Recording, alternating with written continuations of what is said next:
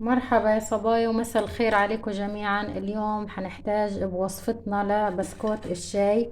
طبعا راح نقطعه لقطع كبيرة شوي، مش راح انعمه كتير كتير.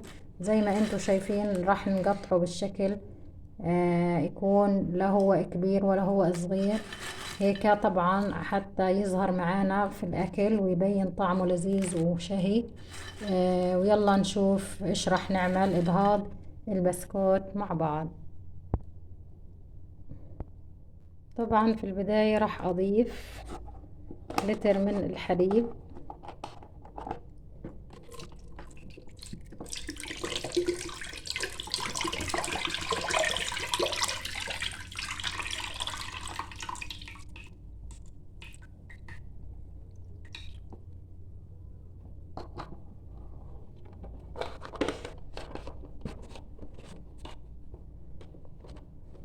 تقريبا راح أضيف 5 معالق أو 6 من السكر، على 3 معالق من الكاكاو،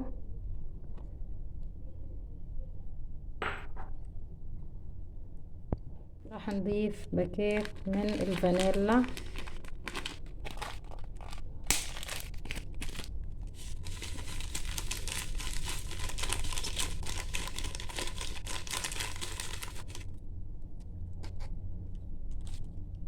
راح نحرك المكونات على البارد.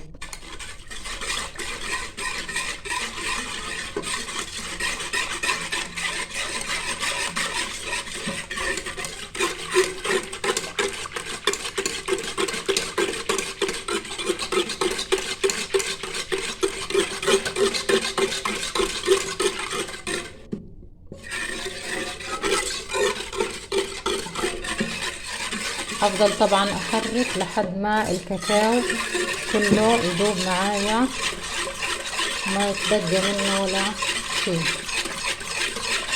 قبل ما أرفعهم على النار. طبعا وبعد ما قلبت الخليط على البارد راح أرفعه على النار، على نار متوسطة لحتى يجمد معايا، ونشوف ايش راح نعمل فيه. هلقيت رفعنا الخليط على النار، طبعا راح نحركه، ما نتركه حتى ما يعجن معايا او يكتول. راح اضل استمر بالتحريك لحد ما يغلي معانا ونشوفه انه اعطانا خليط جامد.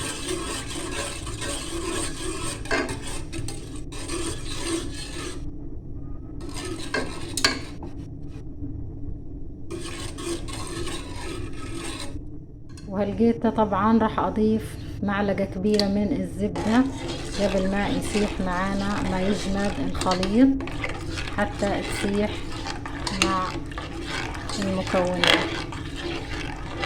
بفضل احرك لحد ما يتماسك الخليط وتذوب الزبدة. وبنرجع نسكب الخليط اللي عملناه صوص الشوكولاتة فوق البسكوت اللي كسرناه، وراح نقلبه كتير منيح ونتأكد انه كل البسكوت وصله من الصوص.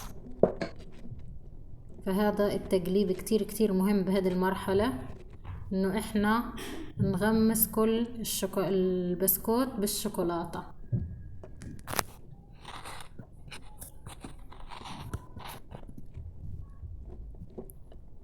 طريقة كتير سهلة وكتير بسيطة وفي متناول الايد، ومحدش يقول لي صعبة، وكتير كتير راح يفرحوا فيها الصغار، وباردة وخفيفة على القلب، وكتير كتير زاكية وشهية.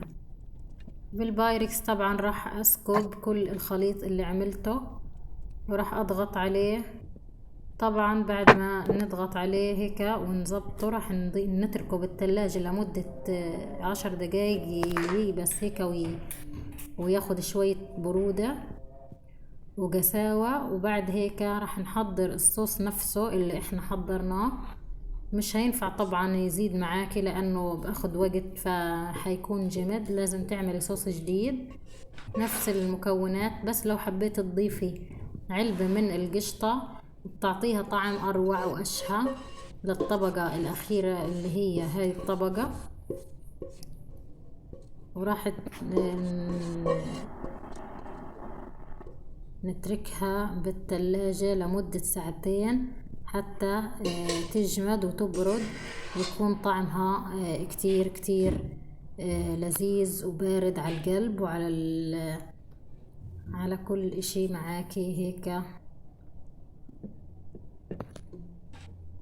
وهيك راح اساوي كل طبقة الشوكولاتة على البسكوت. طبعا بعد هاي المرحلة راح تحطيها بالفريزر او بالثلاجة من تحت لمدة ساعتين مش اقل، حتى تجمد وتاخد القوام المطلوب، نقدر انه احنا نقطعها وناكلها ونستمتع فيها. وبالنسبة للتزيين طبعا راح يكون بعد ما تطلعيها من الثلاجة راح تزينيها بالشكل اللي بيعجبك. ممكن تزينيها بالبسكوت، بجوز الهند، شو ما بتحبي تزينيها انتي، هاد انتي وذوقك. ممكن بكتاكيت الستات، اي شي متوفر عندك، هاد اشي اختياري بيرجع لذوقك وللمتوفر عندك.